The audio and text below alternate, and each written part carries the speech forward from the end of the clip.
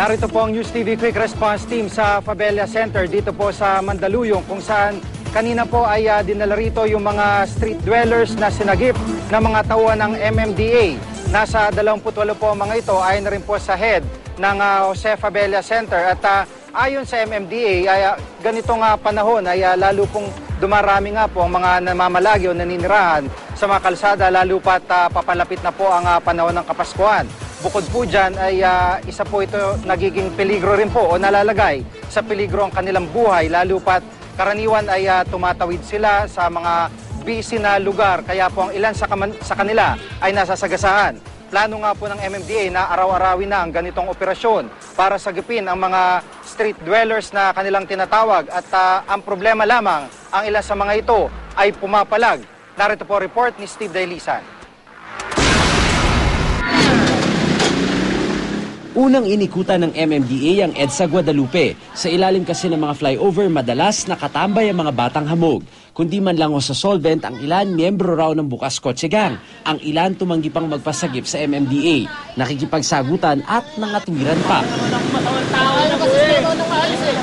Ayaw mo kasi sumama naman.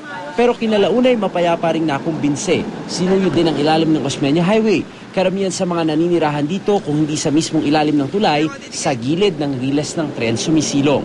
Ang ilan sa kanila labas-masok na rin daw sa mga institusyon at ayaw nang bumalik dahil mas kalunos-lunos di umano ang sinasapit nila doon. Pero ayon kay Director Amante Salvador ng MMDA Street Dweller Care Unit, ang gusto ro kasi ng ilan sa mga nagre-rescue nila tustusan lahat ng pangangailangan sa loob ng center. Pero limitado lang daw ang kayang ibigay ng gobyerno. Bibigyan lang sila ng sapat na panahon doon, mga 3 months to 6 months, sabi nga kahapon, hanggang sa may prepare sila na bumalik ulit sa isang normal na pamumuhay.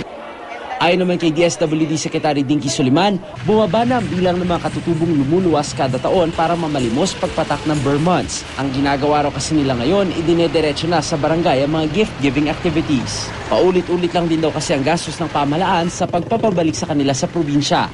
Nasa peligro rin daw ang buhay nila sa tuwing kumakatok sa mga bintana ng mga sasakyan. Di bababa sa 30 ang nasagip ng MMDA ngayon at idiniretso sa Jose Fabella Center sa Mandaluyong. Ang mga menor de edad, dinala sa nahin ng kabataan para mabigyan ng sapat na atensyon.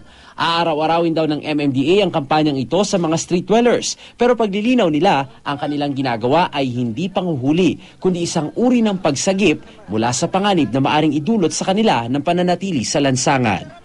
Steve Dailisan, GMA News.